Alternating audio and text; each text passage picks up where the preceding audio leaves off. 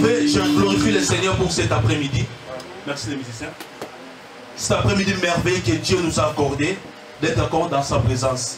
Voilà que je remercie Dieu pour sa faveur, pour la grâce, pour la paix, le souffle de vie que Dieu m'a accordé, afin de me tenir en ce jour debout devant son peuple.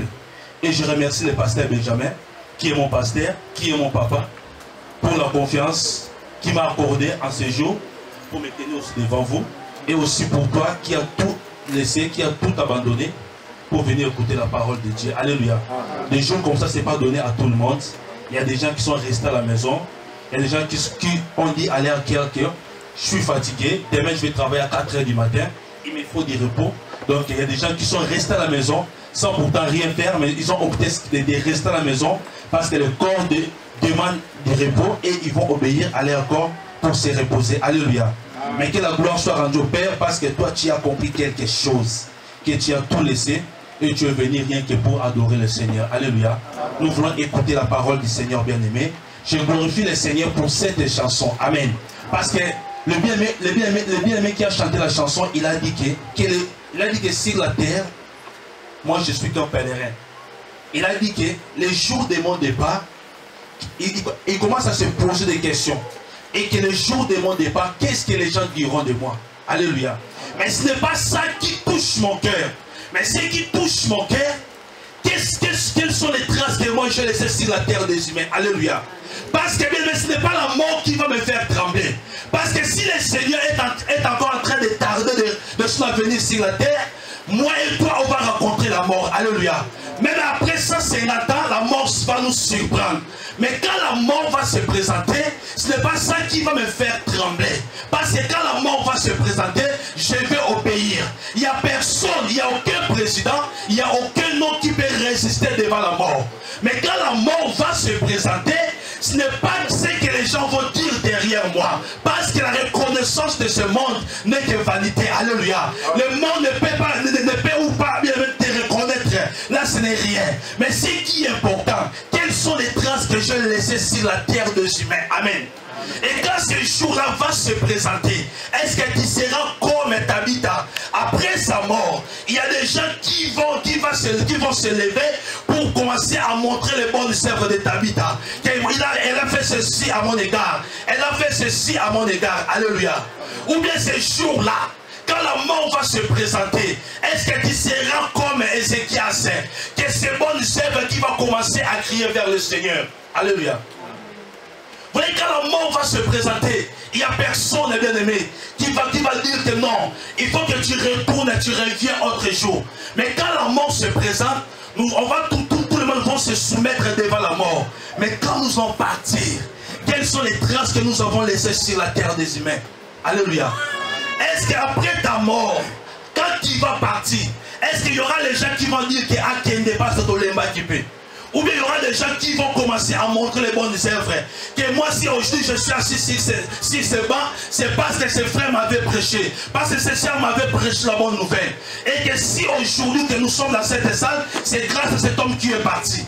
Est-ce qu'il y aura des traces qui vont rester derrière toi? C'est ça la réflexion de cette journée. Parce que la mort un jour va nous surprendre. Parce que les choses vont nous surprendre un jour. Mais si Christ revient demain, peut-être bien le Seigneur, on va être enlevé. Mais si aujourd'hui Christ tarde encore, toi et moi, on va rencontrer la mort. Vouloir ou pas. Personne ne peut rester éternel sur la terre. Mais quand la mort va se présenter, quelles sont les traces que toi tu as laissées derrière toi pour le Seigneur? Quelles sont les bonnes œuvres que tu as laissées pour ton Dieu? Est-ce qu'il y aura des gens qui vont se lever pour commencer à crier pour tes bonnes œuvres devant le Seigneur? Est-ce que dans cette salle, est-ce qu'il y aura des gens qui vont dire que si moi je suis assis sur cette chaise, parce qu'il y avait ce monsieur qui m'avait prêché la bonne nouvelle, si aujourd'hui je suis converti, parce qu'il y avait la bonne nouvelle été apportée par ce monsieur, par cette sœur, est-ce qu'il y aura des gens qui vont parler derrière toi? C'est ça la réflexion d'aujourd'hui, bien-aimé. Qu'on va commencer à se poser devant le Seigneur. Comme le pasteur vient de dire, après la mort, il n'y aura pas de conseil. Il n'y aura pas de prière pour chercher à sauver ton âme. Il n'y aura rien sur la terre qui peut encore chercher à changer ta destinée. que tu devais aller de l'autre côté et maintenant la prière des vivants qui vont changer la destinée de celui qui est mort. Cela devient maintenant pratiquement impossible. Alors il est grand temps, bien-aimé, quand nous sommes encore sur la terre, quand on respire encore le souffle de vie de l'éternel, c'est le moment de choisir, de faire les bonnes œuvres devant le Seigneur. Alléluia. Cet après-midi, j'aimerais bien que nous puissions parler sur les retours des pèlerins. J'aimerais bien que nous puissions parler d'un thème très important, sur les retours d'un pèlerin. C'est dans le livre des Rois. 1 Roi 13, les versets 1er jusqu'à 22. 13, les versets 1er jusqu'à 22. Vous allez me supporter, c'est un peu long, mais on va un peu essayer de lire pour la meilleure compréhension de cet après-midi. Parler sur les retours d'un pèlerin. Alors nous voulons un peu comprendre qu'est-ce qu'un pèlerin. Or, pourquoi on va parler du pèlerin cet après-midi? Or, un pèlerin, c'est quelqu'un qui est en train de passer. Un pèlerin, c'est quelqu'un qui est en train de faire un pèlerinage. Or, quelqu'un qui est en train de passer, mais sur son passage, le pèlerin est en train d'accomplir une mission qui lui a été confiée. Alléluia. Donc c'est ça le rôle d'un pèlerin. Mais cet après-midi, nous voulons parler des retours d'un pèlerin. Pourquoi on va parler sur les retours d'un pèlerin? Quand on parle du retour, donc ça dit qu'il y avait aussi un aller quelque part. Donc ça dit les pèlerins qui étaient partis, mais sur son passage, le pèlerin était perdu. Mais cet après-midi, on va parler maintenant sur les retours de celui qui était perdu hier. Or, le grand thème que nous sommes en train de parler depuis le mois de janvier jusqu'au mois de décembre, c'est laisse sortir mon peuple pour qu'il aille me servir. C'est ça le grand thème qui nous a été donné à l'église, que nous devons parler toute l'année. Or, bien nous comprenons qu'il y avait un peuple qui était en captivité. La fois de nous, on avait dit que celui qui est un esclave, c'est celui qui ne peut même pas prier, qui n'a même pas droit à la prière. Donc un esclave, c'est celui qui est fermé. Mais vous allez comprendre qu'en Israël aussi, il y avait un jour, ils ont vécu pendant 430 ans en Égypte. Or, dans leur esclavagisme, il était impossible pour adorer le Seigneur. Parce que leur calvaire était en Égypte. Or, dans l'Égypte, c'est pratiquement impossible d'adorer le véritable Dieu. Parce qu'en Égypte, il y a des dieux qui sont le contraire à celui que nous sommes en train d'adorer. Or, dans l'Ancien Testament, pour adorer le Seigneur, ils utilisaient des autels. Comme on l'avait dit la fois dernière, que les autels sont des pistes d'atterrissage. Donc, c'est-à-dire c'est là où la gloire de Dieu descendait pour implorer la gloire de Dieu. Mais ces jours-là, Israël était resté pendant 430 ans. Or, pendant que Dieu a rencontré Moïse, Dieu n'avait pas dit à Moïse que j'ai entendu la prière de mes enfants.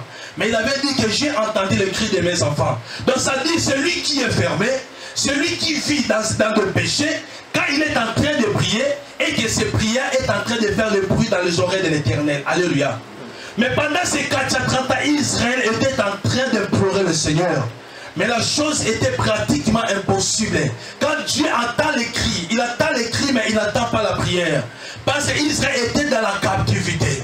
La raison pour laquelle Dieu, quand il a envoyé Moïse, quand Moïse est allé rencontrer Pharaon, Moïse va commencer à dire à Pharaon que le Dieu des Hébreux m'a dit de venir vers toi afin que tu puisses laisser son peuple pour qu'il partisse l'adorer. Alléluia. Donc ça dit, une vraie adoration, ça devait se passer en dehors de l'Égypte. Or, l'Égypte représente le monde. Or, celui qui est dans le monde, il ne peut pas adorer le véritable Dieu. Celui qui est encore dans ce monde, il ne peut pas adorer le Seigneur. Malgré il peut prier, malgré il peut rester ici avec nous. Mais si dans sa vie, il vit encore le vie de ce monde et que ses prières ont des bruits devant le Seigneur. Et Dieu, c'est pratiquement possible pour entendre les cris de celui qui vit encore dans le péché. Or, pendant 430 ans, Israël, ils avaient une promesse qu'un jour ils devaient quitter l'Égypte. Mais dans leur calvaire, quand ils ont commencé à prier, Dieu entend que le bruit. Alléluia. Alors c'était pratiquement impossible avec la réponse de Dieu puisse venir. Or pour que Dieu puisse agir, il a fallu que Moïse puisse quitter l'Égypte et qu'il devait aller. Et c'est sur la montagne que Dieu va rencontrer maintenant Moïse dans le buisson ardent. Alléluia. Parce qu'en Égypte c'était pratiquement impossible pour que Moïse puisse rencontrer le Seigneur. Or c'est en dehors de l'Égypte que Moïse maintenant va rencontrer le Seigneur au moyen de buissons ardents. Donc ça dit que c'est dans le péché, quand tu es en train de prier et que ça devient pratiquement impossible pour voir la gloire du Seigneur. c'est pratiquement impossible pour voir la gloire de Dieu dans sa vie. Parce qu'il y a le péché. Malgré que tu peux bien parler à Dieu, malgré que tu peux bien gêner au Seigneur, malgré que tu peux faire tout, mais quand le péché est en train de rôder ta vie, cela devient maintenant impossible. Si Dieu va agir, il va agir selon rien que selon seulement sa promesse en toi. Mais sache-le bien que ça sera pratiquement impossible pour voir la main de Dieu. Parce qu'il y a le péché encore qui est en train de rôder ta vie. Alors bien le Seigneur, un pèlerin, c'est celui qui a une mission, qui est en train de traverser, mais si ça marche, il est en train d'accomplir une mission selon celui qui lui a envoyé. Alléluia. Un pèlerin, ce n'est pas celui qui est en train de marcher selon lui, mais il est en train de marcher selon ce qu'il a réussi quelque part. Pendant son passage, il sait qu'avant d'arriver, je vais accomplir quelque chose. Un pèlerin sait d'où il vient et il sait là où il va. Mais celui qui est en train de marcher sans pourtant savoir là d'où il vient et là où il va tomber dans une fossée. Parce qu'il ne sait pas que devant il y a quoi là-bas. Mais un pèlerin, c'est celui qui a une vision lointaine. Il sait que le chemin par lequel j'ai emprunté, ça m'amène vers la réussite, vers quelque chose de meilleur. Mais pendant son passage, il a des interdictions qu'il a réussi. Il sait que je peux mettre mes pieds ici, de l'autre côté, je ne peux pas mettre mes pieds. Jusqu'à arriver à ma destination. Or, cet après-midi, nous sommes en train de voir l'histoire qui est vraiment très intéressante. Il y avait un roi qui a fait des choses qui étaient vraiment très difficiles aux yeux de l'Éternel. Il y a un roi qui s'appelait Jéroboam, qui a fait des choses qui étaient horribles aux yeux de l'Éternel. Mais pendant ce péché, il avait fait des grands péchés, des choses qui étaient vraiment difficiles à voir et difficiles à contempler. Et il était encore en train de faire plonger encore son peuple dans le péché. Mais si son comportement, et Dieu va envoyer un jeune prophète. Or le jeune prophète était de Juda. Or ce jeune prophète va quitter Juda et il va monter jusqu'à Bethel. Rien que pour parler de la part du Seigneur. Donc ça dit le jeune prophète va faire un voyage. Il va quitter Juda et il va monter à Bethel. Rien que pour parler de ce que Dieu lui avait mis dans son cœur. Mais pendant le passage, pendant le voyage du jeune prophète, il avait aussi des interdictions que Dieu lui avait données. Dieu lui avait dit que tu vas partir et jusqu'à arriver à Bethel. Quand tu vas arriver là-bas et tu vas commencer à prophétiser ce que moi j'ai mis dans ta bouche. Mais quand tu vas prophétiser, quand tu vas arriver là-bas, tu vas ni manger ni boire. Et tu vas retourner dans l'autre chemin. Pas le chemin que tu avais emprunté quand tu es parti. Et tu vas changer le chemin pour faire le chemin de retour. Le jeune prophète avait un mandat à lui. Il savait les interdits du Seigneur. Et il va faire son voyage. Le jeune prophète va faire son pèlerinage, arriver jusqu'à Bethel avec le Seigneur. Et quand il est arrivé, il a prophétisé tel que Dieu lui avait parlé de prophétiser. Et Dieu était avec lui. Parce que c'était l'insigne de l'Éternel sur Bethel. Après avoir prophétisé, le roi il a attendu et il a vu l'accomplissement de toutes ces choses. Et le roi va commencer à trembler. C'est le roi qui va maintenant commencer à proposer le jeune prophète que viens chez moi, je te donnerai quelque chose, quelques cadeaux, viens dans ma maison. Et le jeune prophète va commencer à dire au roi, même si tu me donnes la moitié de ton royaume, je n'entrerai pas. Parce que c'est Dieu qui m'avait parlé. Alléluia. Ça dit le jeune prophète va commencer maintenant à rencontrer tout ce que Dieu lui avait dit au roi. Que Dieu m'a dit ceci, cela. Je ne peux pas entrer chez toi. Je ne peux pas même manger ni boire de l'eau. Et je ne peux pas retourner par le chemin que moi je suis emprunté pour arriver ici. Et le jeune prophète, il a obéi à la voix du Seigneur. Parce qu'il savait que c'était le roi qui lui avait proposé. Alléluia. Or, ce sont aussi des choses aujourd'hui dans l'église de Dieu. J'aimerais bien te dire que tu es en train de faire un voyage. Un voyage qui va finir jusqu'à l'éternité. Jusqu'au retour du Seigneur. Tu as des interdits que Dieu a mis en toi. Il y a des choses que Dieu a placées en toi. Tu sais que si je vais à gauche, je vais pécher devant le Seigneur. Tu sais que si je marche à droite, je sortirai de la promesse de Dieu. Tu connais tous tes interdits. pas ça, tu connais.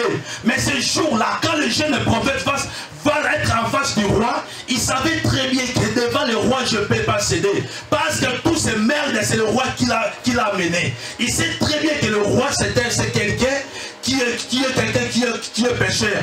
Tout ce que moi je viens prophétiser, c'est lui qui est l'auteur de toutes ces choses. Il va commencer, mais il va résister. Vous savez, aujourd'hui, les enfants de Dieu, nous sommes en train de résister seulement aux choses que nous sommes en train de voir en face de nous. Alléluia. Tu sais très bien que si je vais dans un bar, je vais pécher. Si je bois de l'alcool, je vais pécher. Si je vais à une femme impudique, je vais pécher. C'est pour cela, c'est ça qui avait empêché les jeunes prophètes, rien que pour résister devant le roi. Il savait très bien que le roi, il est le promoteur de tout ce qui se passe à Bethel. Donc ça dit, c'est pratiquement impossible pour moi. Il ne peut pas me prendre.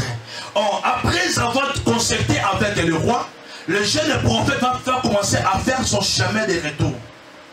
Or, si son chemin de retour, le jeune prophète va faire ce que Dieu lui avait dit. Il va changer le chemin pour retourner à Juda. Il avait tout compris. Il va aussi changer le chemin pour retourner à Juda. Mais pendant qu'il est en train de rentrer, il y avait aussi dans la même ville de Bethel, là où il y avait le péché, il y avait aussi un vieux prophète qui habitait dans la ville. Après avoir entendu ce que Dieu avait prophétisé sur les autels de Bethel, il va dire à ses fils, scellez-moi l'âne et je vais suivre l'homme de Dieu. Or, quand le vieux prophète est parti pour suivre l'homme de Dieu, le jeune prophète, il va trouver le jeune prophète assis dans un terrain bité, en train de se reposer. Après avoir effectué l'œuvre du Seigneur, après avoir fait ce qui était agréable aux yeux de l'Éternel, il est en train maintenant de retourner dans sa ville. Mais parce que le chemin était assez long, le jeune prophète va se reposer. Pendant son repos, il va maintenant rencontrer le vieux prophète. Le vieux prophète va lui parler. Et dit le jeune prophète qui est venu de Juda. Et le jeune prophète va dire que je le suis. Il va dire que viens avec moi, on va rentrer. Et le jeune prophète va encore commencer à rencontrer l'insigne de l'Éternel. C'est que Dieu lui avait parlé à part. Il va commencer à dire, écoutez, ce que Dieu m'avait dit, je ne peux ni manger ni boire. Je ne peux même pas emprunter le chemin par lequel moi je suis venu à Bethel. C'est pour cela que j'ai changé le chemin. Donc ça dit, je ne peux pas partir. Mais le vieux prophète va lui dire, moi aussi je suis prophète comme toi. Maintenant, il va dire que ce n'est pas Dieu qui lui a parlé. Il va dire que c'est un ange qui m'a parlé. Alléluia. Il va dire que c'est un ange qui m'a parlé aussi de la part du Seigneur, que tu devais retourner, manger, boire chez moi. Après, tu vas prendre ton chemin de retour. Quand le jeune prophète a compris que c'est un ange qui lui a parlé, maintenant le jeune prophète va obéir à la parole du vieux prophète. La Bible a souligné que le vieux prophète l'avait menti. Alléluia. Or, dans ton voyage, bien aimé, quand tu es en train de faire le chemin, quand tu es en train de faire ton pèlerinage, sache-le très bien, il y aura des choses que tu vas affronter dans ton chemin. Voilà la raison pour laquelle Dieu avait mis des interdictions sur nos marches. Dieu savait très bien s'il n'y a pas d'interdictions, tu ne peux pas arriver jusqu'au bout. La raison pour laquelle il a fallu mettre des interdictions, que tu vas faire ça, ça tu ne vas pas faire. Pour réussir, tu vas faire ça, ça, ça, ça, ça. La raison pour laquelle la Bible déclare, devant toi, j'ai mis la vie et la mort.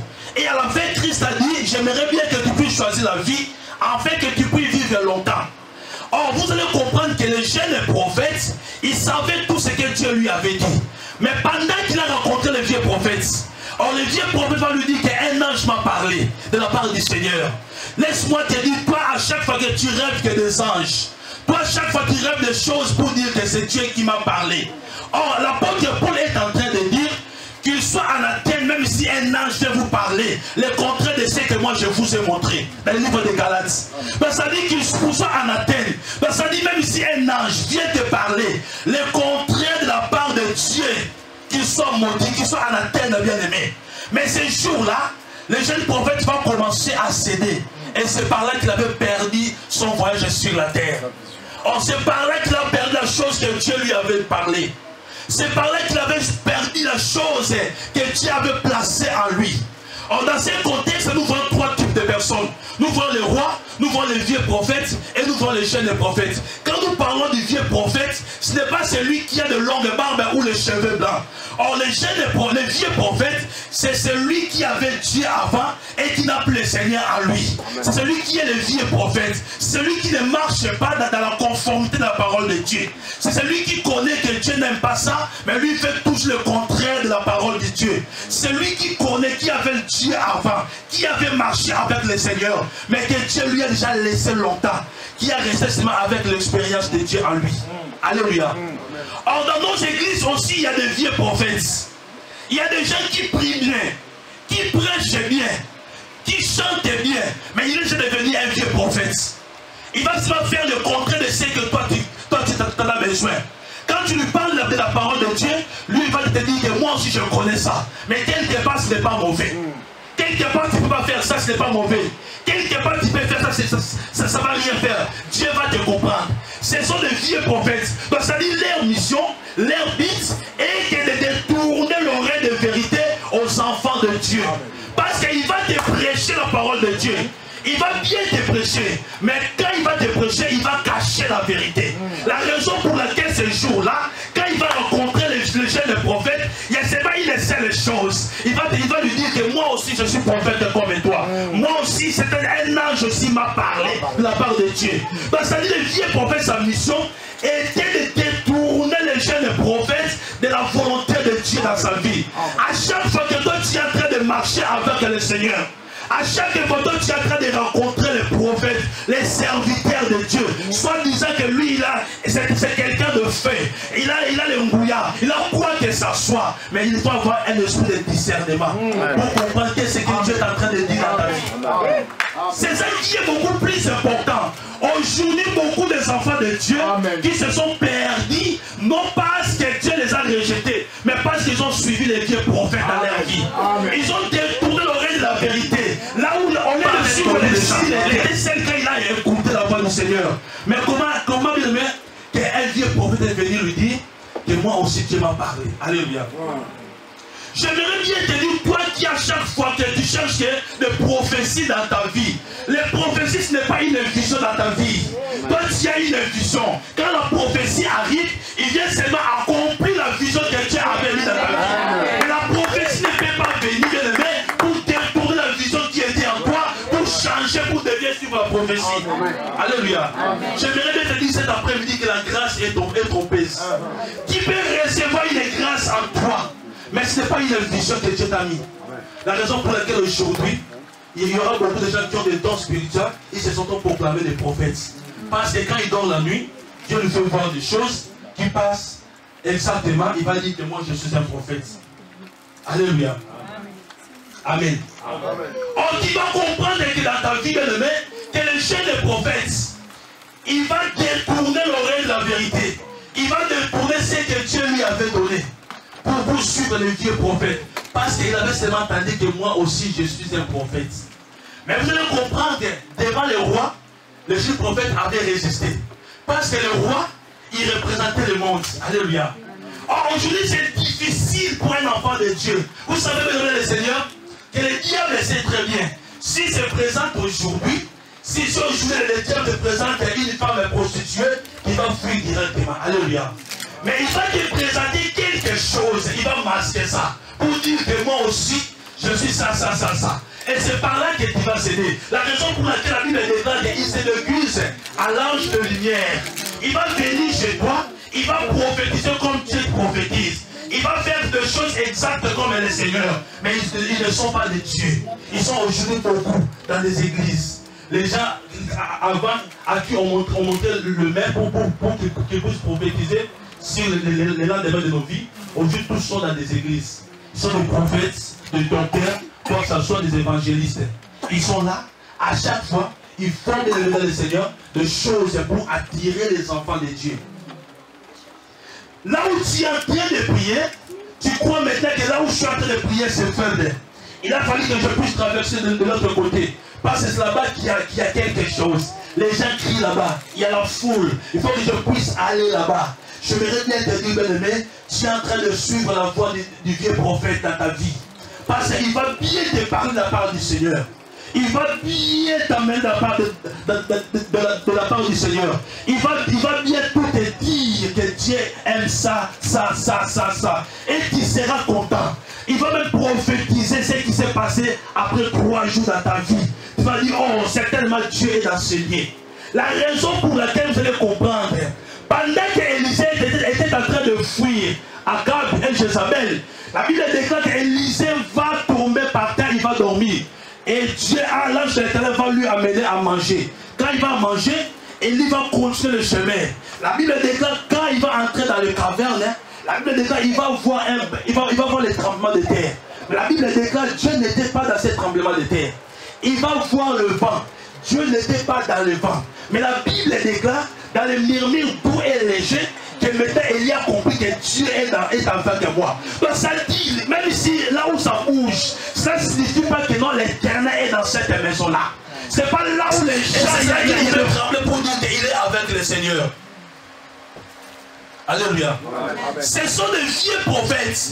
Les gens qui sont là rien que pour amener le peuple de Dieu dans l'égarement, dans la perdition.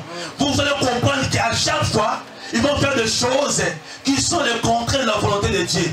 Ils vont commencer à appeler les gens pour prier pour celui qui est déjà mort. Et ils vont commencer à dire qu'on va prier afin que notre Seigneur puisse aller dans les repos de l'Éternel. Alléluia. Ce sont les enseignements des vieux prophètes. Or, par ignorance, toi aussi, tu vas commencer à obéir et tu vas commencer à faire des intercessions que Dieu, notre Seigneur, est mort et que tu prends son âme et afin qu'il puisse s'asseoir à sa droite. C'est pratiquement impossible.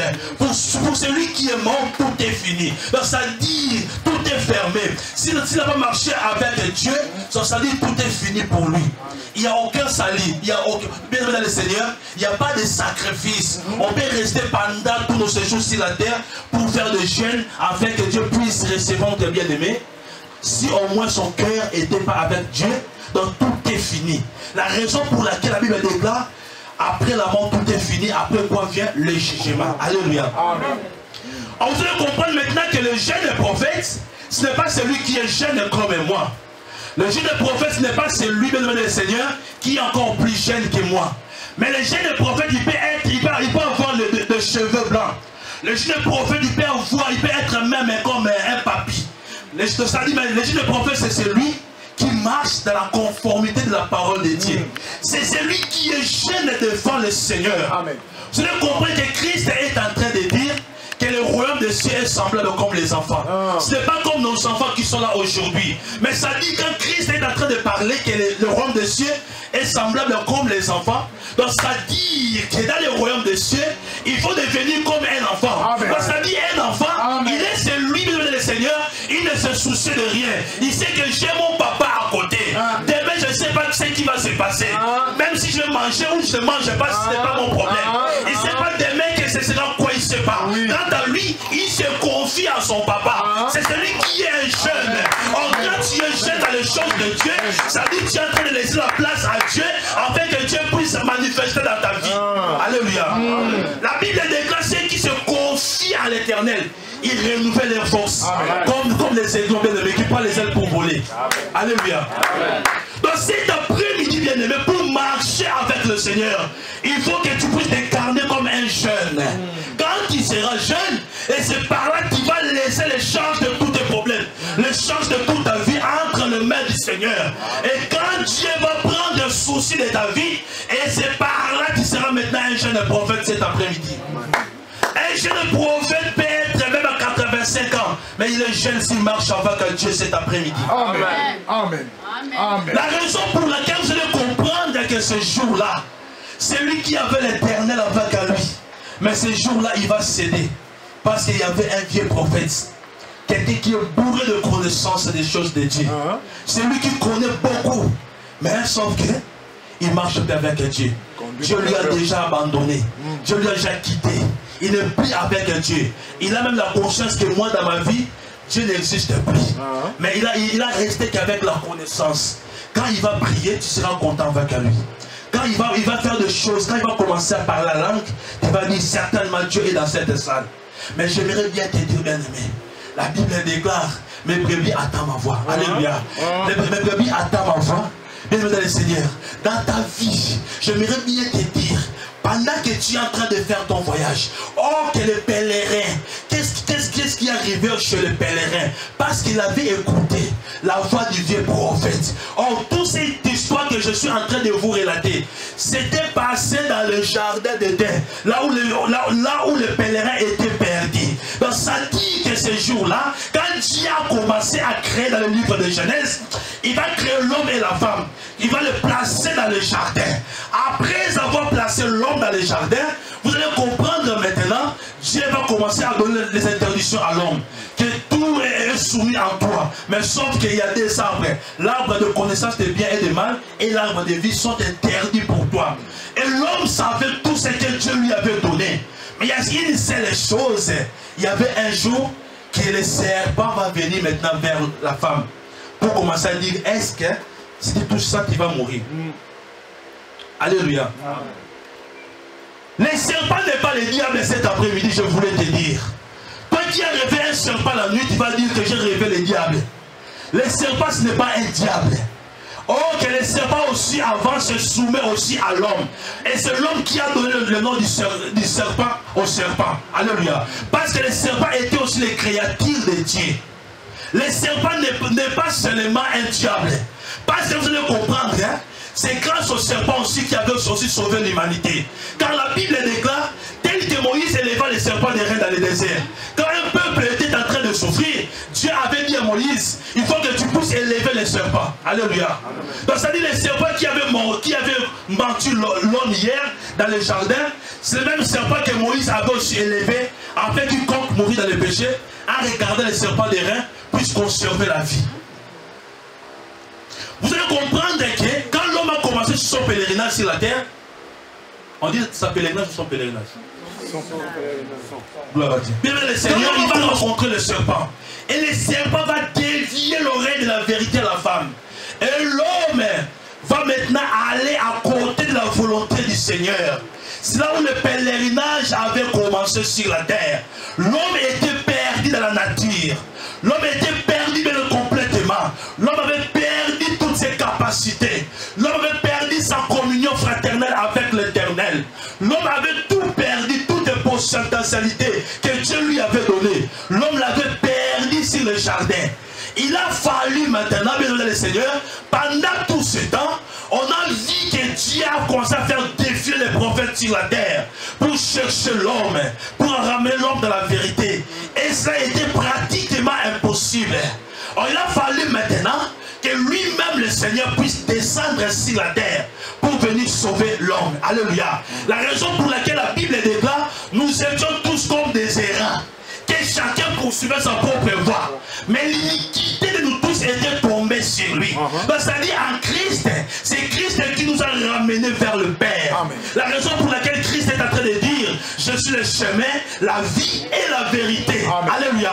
C'est-à-dire le chemin de pèlerin, le retour de pèlerin est destiné qu'à Jésus-Christ cet après-midi. Amen. Amen. La raison pour laquelle Christ est en train de dire, celui qui a le Christ a la vie. Celui qui n'a pas le Seigneur n'a pas la vie en lui.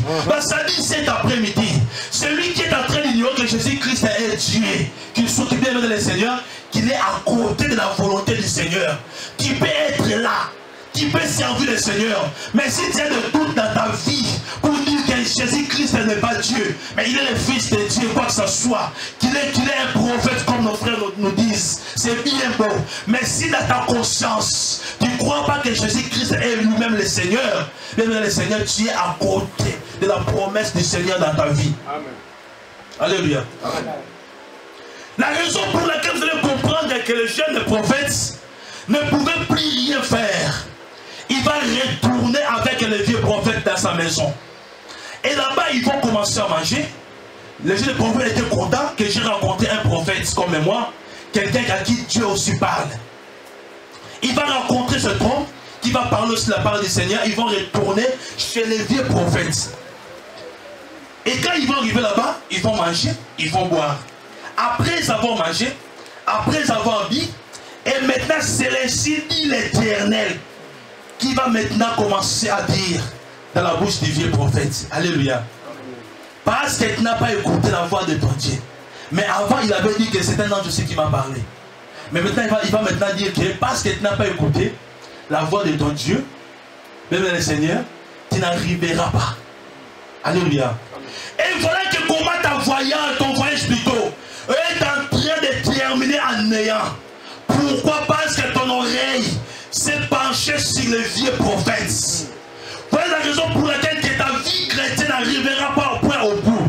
Parce que malgré que tu es là, tu vas dire que moi je vais que les dimanches dans mon église pour adorer. Mais les mercredis je suis à gauche. Le vendredi je suis de l'autre côté. Le samedi je suis de l'autre côté. Alléluia. Ozo Luganini. Amen. Qu'est-ce que tu es en train de chercher dans ta vie?